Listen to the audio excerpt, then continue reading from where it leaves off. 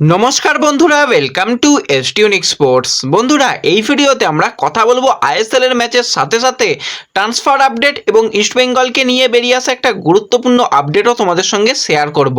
তাই একটাই রিকোয়েস্ট করলাম, যারা চ্যানেলে প্রথমবার এসেছো মনে করে চ্যানেলটাকে সাবস্ক্রাইব করে পাশের বেল আইকনটাকে অন করে রেখো। আর যারা ফেসবুক পেজ থেকে ভিডিও দেখছো মনে করে ফেসবুক পেজটাকে ফলো করে নিও, তাহলে তোমাদের প্রিয় দলের খেলার সমস্ত আপডেট তোমরা এখানে পেয়ে যাবে। তো চলো আর দেরি না করে ভিডিও শুরু করা যাক। প্রথমেই যদি আমরা একটুখানি আইএসএল এর ম্যাচ নিয়ে কথা বলি, তো যেরকমটা জানিয়েছিলাম মুম্বাই ফেভারিট হিসাবে কিন্তু আজকে ম্যাচটা খেলতে নামছে, সেইভাবেই কিন্তু তারা 3-0 গোলে ম্যাচটা জিতে গেছে। অনেকে স্কোর লাইন মোটামুটি আন্দাজ করেছিল যে এরকম হতে পারে, তো অনেকেরই কিন্তু প্রেডিকশান মিলে গেছে, তো নামগুলো তোমরা দেখতে পাচ্ছ। এবার যদি আমরা ম্যাচ নিয়ে কথা বলি, তো হায়দ্রাবাদ কিন্তু ফার্স্ট হাফেই দুটো একদম দারুণ সুযোগ তৈরি করে ফেলেছিল। সেখানে যদি চুঙ্গা গোল করে দিত তাহলে কিন্তু মোটামুটি আরও ভালো ম্যাচ হতো। তো খুব ভালো ওপেন চান্স ক্রিয়েট করছিল প্লেয়ারগুলো, কিন্তু ফিনিশিংগুলো করতে পারেনি। আর অপরদিকে মানে দুর্দান্ত ফুটবল খেলেছে মুম্বাই সিটি এফসি। তারা যে লিগ শিল্ড চ্যাম্পিয়নের অন্যতম শ্রেষ্ঠ দাবিদার সেটা কিন্তু প্রমাণ করছে। দুটো গোল ইন্ডিয়ান প্লেয়ার, একটা মেহতাব ভালো হেড দিয়ে গোল করেছে, ছাংতে একটা গোল করেছে, এবং শেষের দিকে এসে জর্জে পেরিরা ডিয়াজ অনেকদিন বাদে কিন্তু গোলের মধ্যে ফিরলো, পেনাল্টি থেকে সে গোল করেছে। তো ওভারঅল কিন্তু মোটের ওপর ভালোই আজকে মুম্বাই খেলেছে, এবং আজকে মুম্বাই ম্যাচটা জিতে যাওয়ার ফলে এবং ক্লিন শিট রেখে জিতে যাওয়ার ফলে কিন্তু তারা লিগ চ্যাম্পিয়নের অন্যতম দাবিদার হয়ে গেল। 20 ম্যাচে 44 পয়েন্ট, মোহনবাগান দল 19 ম্যাচে 39 পয়েন্ট। মোহনবাগানের লাস্ট ম্যাচ যেটা চেন্নাইয়ের সঙ্গে তারা কালকে খেললো, হেরে গেল। সেই ম্যাচটায় যদি তারা একটা পয়েন্ট হবে তো অনেকটা ভালো হতো, কিন্তু যথেষ্ট চাপে পড়ে গেল। তো দেখা যাক পরবর্তী সময় মুম্বাইয়ের সামনেও কিন্তু বাকি দুটো ম্যাচ পড়ে রইল, দুটো ম্যাচই কঠিন ম্যাচ। একটা ওড়িশার সাথে ম্যাচ রয়েছে, আর একটা তো মোহনবাগানের সঙ্গে ম্যাচ রয়েছে।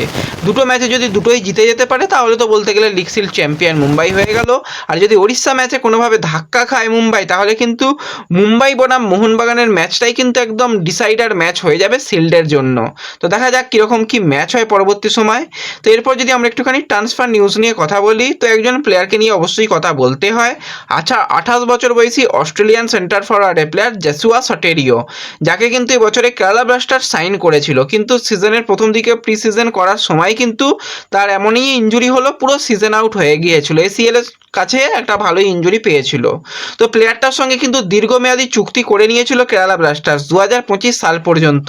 তো মাঝখানে শোনা গিয়েছিল যে সটেরিওকে ছেড়ে দিতে পারে, কারণ তাকে পরের সিজনের বেশিরভাগ সময়ও পাওয়া যাবে না, কিন্তু সে অনেকটাই স্পিডে রিকভারি করেছে, এবং শোনা যাচ্ছে মুম্বাই কেরালা ব্লাস্টার্স কিন্তু এই প্লেয়ারকে আবারও ফেরাতে চলেছে তাদের দলে।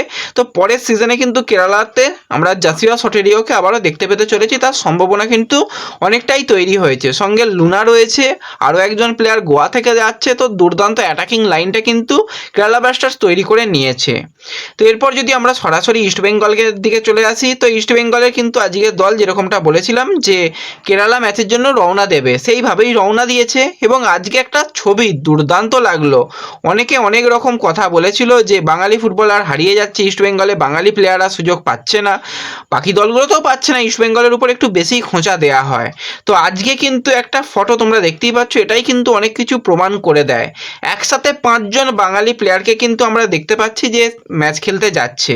সেখানে সৌভিক চক্রবর্তী, আদিত্য পাত্র, মোহিত, সায়ন এবং আরও একজন প্লেয়ার তারা সুযোগ পেয়েছে। তো মোটামুটি সবাই কিন্তু সুযোগ পেয়েছে। এবার দেখা যাক কতজন ফার্স্ট 11-এর সুযোগ পায়, এবং যতটা সম্ভাবনা কেরালা ম্যাচে কিন্তু একটা নতুন প্লেয়িং 11 আমরা দেখতে পেতে চলেছি। আজকের দিনে দাঁড়িয়ে এতটুকুই আপডেট বেরিয়ে আসছে, এবং মোটামুটি টিম তো চলে গেছে। এবার যেটা ব্যাপার হয়েছে, যেটা লাস্ট ইস্টবেঙ্গল ডার্বি ম্যাচ খেলেছিল, সেই ডার্বি ম্যাচে কিন্তু ইস্টবেঙ্গলের কোচ ইয়েলো কার্ড পেয়েছিল। সে কারণে মুম্বাই মানে এই যে ম্যাচটা হতে চলেছে কেরালা ম্যাচ, সেই ম্যাচে কিন্তু সে সাসপেন্ড থাকতে চলেছে, এরকমটাই শোনা গিয়েছিল। তো সেটাই মোটামুটি হতে চলেছে। আগামীকাল কিন্তু কলকাতাতেই মানে সাংবাদিকদের মুখোমুখি হবে ইস্টবেঙ্গল দলের সহকারী কোচ বিনো জর্জ।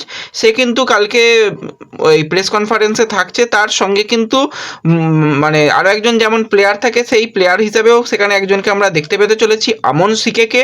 তো তারা দুজনেই মোটামুটি কালকে প্রেস কনফারেন্স করে তারা রওনা দিতে চলেছে, এবং যেটা কেরালার সঙ্গে ম্যাচ হবে সেই ম্যাচে কিন্তু আমরা কোচ হিসাবে বিনো জর্জকেই দেখতে পেতে চলেছি। এর সম্ভাবনাটাই অনেকটা তৈরি হয়েছে। তো দেখা যাক পরবর্তী সময় কি আপডেট বেরিয়ে আসে। এবং ইস্টবেঙ্গল একটা নতুন পরিকল্পনা এগোচ্ছে এই যে ম্যাচগুলো রয়েছে, কারণ হারানোর কিছু নেই। তো সেক্ষেত্রে সেই পরিকল্পনাগুলোকে নিয়ে পরবর্তী সময় অবশ্যই আলোচনা করে নেব। তো এই ভিডিওতে এইটুকুই আলোচনা করার ছিল। ভিডিও ভালো লাগলে ভিডিওতে লাইক করে দিও। চ্যানেলে যারা প্রথমবার এসেছো মনে করে চ্যানেলটাকে সাবস্ক্রাইব করে নিও। ফেসবুক পেজ থেকে ভিডিও দেখলে ফেসবুক পেজটাকে ফলো করে নিও এবং ভিডিও একটু সকলের সঙ্গে শেয়ার করে দিও। তো দেখা হচ্ছে পরবর্তী ভিডিওতে। ধন্যবাদ।